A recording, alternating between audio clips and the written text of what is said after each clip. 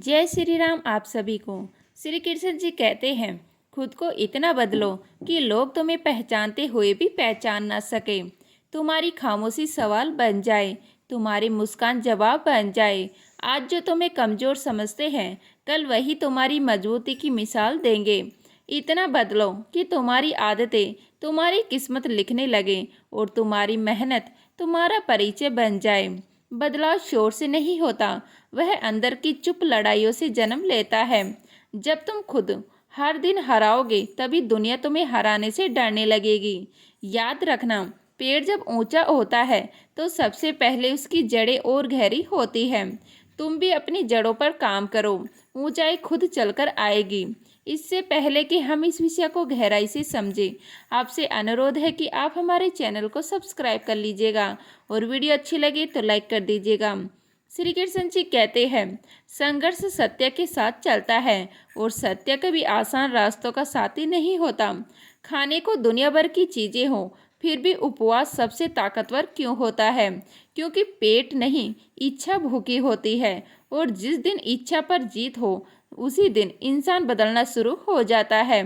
देखने को हजारों नज़ारे हों, पर जो अपनी आंखें बंद करके भीतर देख ले, वही सच्चा जागा हुआ है। बाहर की रोशनी चकाचौंध देती है, भीतर की रोशनी दिशा देती है। सोने की लंका, वैभव, शक्ति, सब कुछ रावण के पास था, पर इतिहास ने नाम किसका लिया? वन की धूल में चलने वाले राम का। क्योंकि सोना चमकता है, पर त्याग जगमगाता है। सिंहासन कंस के पास था, पर अंधेरी जेल में जन्म लेकर भी प्रकाश बन गई श्री कृष्ण जी। राजमहल में कौरव पले, वनवास में पांडव जले, पर आग में जो तपता है वही असली बनता है। संघर्ष हमेशा सत्य के साथ चलता है। झूठ को भीड़ मिलती है, सत्य को परीक्षा। जब भगवान को भी अपने सत्य के लिए लड़ना पड़ा, तो हम तो फिर भी इंसान हैं। हम क्यों टूट जाएं? हम क्यों रुक जाएं? सच्चे लोग अक्सर अकेले दिखते हैं, पर अकेलापन उनकी हार नहीं, उनकी तैयारी होता है। जिंदगी की किताब में धैर्य का कवर जरूरी है, क्योंकि वही हर बिखरते पन्ने को थामे रखता है। धैर्य नहीं तो व्यक्तित्व अधूरा है, धैर्य नहीं तो जीत अस्थायी है। सीमा सिर्फ एक रेखा नहीं, एक चेतावनी भी है। धैर्य की सीमा, मित्रता की सीमा, अपमान की सीमा। जो हमेशा सीमाओं में बंधे रहते हैं, वो सुरक्षित तो रहते हैं, पर साधारण रह जाते हैं। और जो सही समय पर सीमा तोड़ देते हैं, वही भविष्य की दिशा बदल देते हैं। पर याद रखना, सीमा तोड़ना अहंकार नहीं होना चाहिए, वह आत्मसम्मान होना चाहिए। उपवास शरीर को मजबूत करता है, अकेलापन आत्मा को, संघर्ष चरित्र को और प्रतीक्षा नियति को। शायद अभी जो तुम्हारे साथ हो रहा है, वह सजा नहीं, निर्माण है। श्री कृष्ण जी कहते हैं, अब यह हम सब पर निर्भर करता है कि कौन सी सीमाएं हमें बांधती है और कौन सी सीमाएं हमें हमारी छुपी हुई शक्ति का परिचय देती है। सीमा केवल रोकती नहीं, कभी कभी वही दिशा भी दिखाती है, पर दिशा उन्हें ही दिखती है जो रुकते नहीं। सीमाओं में जो कर सकते हो, उससे अधिक करने का प्रयास करो, क्योंकि नई सीमाएं वही बनाते हैं जो पुरानी सीमाओं को चुनौती देने का साहस रखते हैं। जब मेघ छाते हैं तो क्या होता है? अंधकार उतर आता है, गरजते बादल बह जाते हैं, कड़कती बिजली चेतावनी देती है, भारी वर्षा सबको आश्रय खोजने पर मजबूर कर देती है। पशु अपने ठिकानों में छिप जाते हैं, पक्षी अपने घोंसलों में सिमट जाते हैं, मनुष्य अपने घरों की ओर दौड़ पड़ते हैं। पर एक जीव है जो तूफान से छिपता नहीं, जो मेघों के ऊपर उड़ जाता है, जो वर्षा से भी ऊंचा उड़ जाता है। वह है बाज। तूफान उसे रोकता नहीं, तूफान उसे ऊपर उठाता है। यही अंतर है हारने वाले और जीतने वालों में। कोई परिस्थिति देखकर छिप जाता है, कोई उसी परिस्थिति को सीढ़ी बना लेता है। अंधकार सबके लिए समान है, पर कोई दीपक जलाता है और कोई अंधकार को दोष देता है। किसी के साथ गलत करके अपनी बारी का इंतजार अवश्य करना, क्योंकि कर्म कभी भूलता नहीं। जैसे बछड़ा 100 गायों में भी अपनी माँ को ढूंढ लेता है, वैसे ही कर्म अपने कर्ता को ढूंढ लेता है। समय भले शांत दिखे, पर न्याय सोता नहीं। जीव जिसके वश में रहे, उसका नाम माया है, और भगवान जिसके वश में रहे, उसका नाम भक्ति है। माया में संसार नाचता है, इच्छाओं के इशारों पर। भक्ति में भगवान भी झूमते हैं प्रेम के सामने। यह संसार शक्ति को सलाम करता है, पर ईश्वर समर्पण को स्वीकार करते हैं। सीमाएं तोड़ना केवल बाहरी दीवार गिराना नहीं है, भीतर के भय को हराना है। तूफान बाहर से कम अंदर से ज्यादा डराता है। जो भीतर स्थिर हो गया उसे बाहर की कोई गर्जना डिगा नहीं सकती। और शायद अभी जो बादल तुम्हारे ऊपर छाए हैं वह तुम्हें छिपाने नहीं, तुम्हें ऊपर उठाने आए हैं। शायद जो सीमाएं तुम्हें रोक रही है वह तुम्हें थामे नहीं, तुम्हें तैयार कर रही है। शायद जो अन्याय तुमने देखा है वह तुम्हें तोड़ने नहीं, तुम्हें न्याय का मूल्य समझाने आया है। क्योंकि जीत हमेशा शक्ति से नहीं मिलती, कभी कभी वह धैर्य से जन्म लेती है। श्री कृष्ण जी कहते हैं, किसी ने पूछा भक्ति क्या है, और उत्तर इतना सरल था कि मन ठहर गया। भक्ति हाथों से नहीं होती, वरना विकलांग कभी भक्ति ना कर पाते। भक्ति पैरों से नहीं होती, वरना चल ना सकने वाले प्रभु तक कैसे पहुँचते। भक्ति आँखों से नहीं होती, वरना अंधे संत ईश्वर को कैसे देख पाते। भक्ति वाणी से नहीं होती, वरना गूंगे प्रभु का नाम कैसे जप पाते। भक्ति कानों से नहीं होती, वरना बहरे प्रभु की वाणी कैसे सुन पाते। भक्ति धन से नहीं होती, वरना गरीबों का ईश्वर से क्या संबंध होता। भक्ति बल से नहीं होती, वरना कमजोरों के पास भगवान क्यों आते। भक्ति केवल भाव से होती है, और भाव वहाँ जन्म लेता है जहाँ अहंकार समाप्त होता है। भक्ति एक एहसास है जो हृदय से उठता है, विचारों में उतरता है और फिर प्रेम बनकर परमात्मा से रिश्ता जोड़ लेता है। वह रिश्ता तर्क से नहीं जुड़ता, समर्पण सच से जुड़ता है। मनुष्य का स्वभाव अजीब है, सुख में ईश्वर दूर लगते हैं, दुख में वही सबसे पास दिखाई देते हैं। किसी ने पूछा भगवान कब याद आते हैं। उत्तर मिला, धर्मात्मा को हर समय, पापी को मृत्यु के समय, चोर को पकड़े जाने पर, गरीब को भूख लगने पर, बीमार को दर्द बढ़ने पर, कंजूस को धन खोने पर, किसान को वर्षा ना होने पर, व्यापारी को घाटा होने पर, विद्यार्थी को परीक्षा में असफल होने पर। और सच तो यह है, इंसान को भगवान तब याद आते हैं जब उसकी अपनी शक्ति जवाब दे देती है। दुख में सुमिरन सब करे, सुख में करे न कोई। जो सुख में सुमिरन करे तो दुख काहे को होई। पर हम सुख में भूल जाते हैं, क्योंकि हमें लगता है कि सब कुछ हमारे नियंत्रण में है। भक्ति नियंत्रण छोड़ देने का नाम है। भक्ति हार मान लेने का नाम नहीं, स्वयं को सौंप देने का नाम है। जब शब्दकोश में असंख्य शब्द हो तब भी मौन सबसे गहरा होता है, क्योंकि सच्ची भक्ति शोर नहीं करती, वह भीतर धीरे धीरे जलती है। दीपक की तरह मौन प्रार्थना है, आंसू अर्पण है, धैर्य तप है, और विश्वास सबसे बड़ी पूजा। भक्ति मंदिर की सीढ़ियों पर नहीं, मन की सीढ़ियों पर चढ़ती है, पर दिखावे से नहीं मिलती, वह टूटने के बाद मिलती है। जब मनुष्य स्वयं को असहाय पाता है, वहीं से भक्ति का जन्म होता है। शायद भक्ति मांगने का नाम नहीं, धन्यवाद देने का नाम है। शायद भक्ति चमत्कार देखने का नाम नहीं, हर परिस्थिति को प्रसाद मान लेने का नाम है।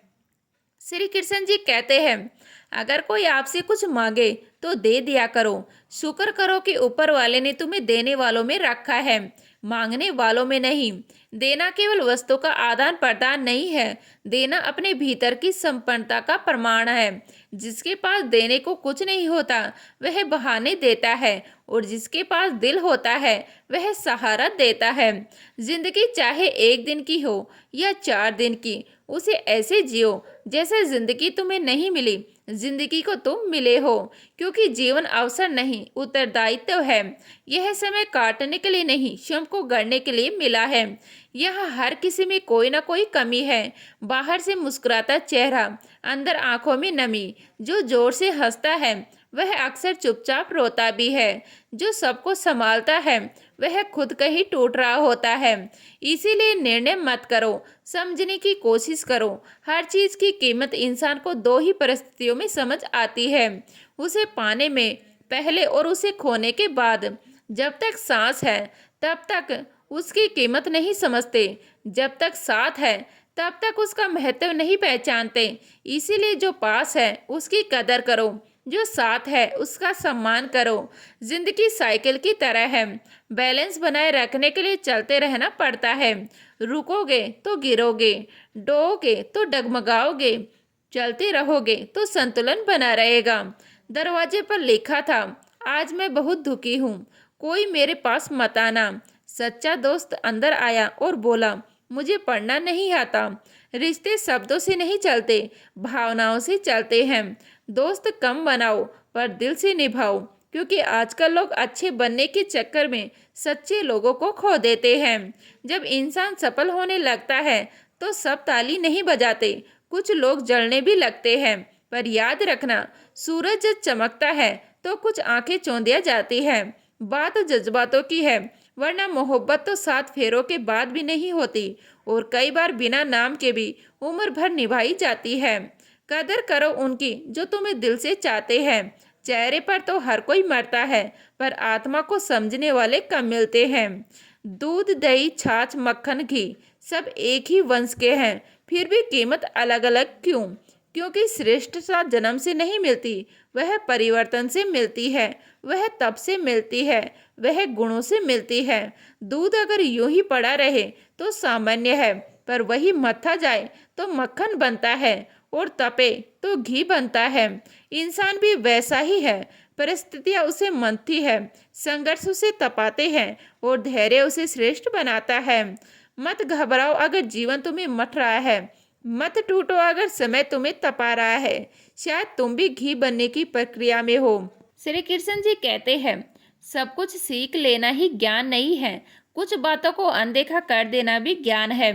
हर शब्द का उत्तर देना समझदारी नहीं, कई बार मौन रह जाना ही सबसे ऊंचा उत्तर होता है। तुम बस सब्र करो, ईश्वर पर भरोसा रखो। जिस चमत्कार का तुम्हें इंतजार है वह रास्ते में है, बस तुम्हारी अधीरता उसे रोक ना दे। चिंता मत करो, एक दिन ईश्वर तुम्हें खोई हुई मुस्कानें लौटा देंगे। वही मुस्कान जो परिस्थितियों ने चुरा ली थी, वही चमक जो लोगों की बातों ने धुंधला दी थी। लोग कीचड़ उछालें तो परवाह मत करो, इंसान वही दे सकता है जो उसके पास होता है। जिसके भीतर कड़वाहट है वह मीठा कैसे देगा? बिना शिकायत, बिना निंदा, सिर्फ एक दिन जीकर देखो, तुम्हें शांति ढूंढनी नहीं पड़ेगी, वह खुद तुम्हें ढूंढ लेगी। लोगों को फर्क नहीं पड़ता कि तुम खुश हो या नहीं, उन्हें फर्क इस बात से पड़ता है कि तुम उन्हें खुश रखते हो या नहीं। इसीलिए अपनी खुशी की चाबी किसी और की जेब में मत रखो। थोड़ा पागल होना भी जरूरी है। बहुत समझदार लोग खुलकर हंस नहीं पाते, जो हर पल गणना करते हैं वो जीवन का स्वाद नहीं ले पाते।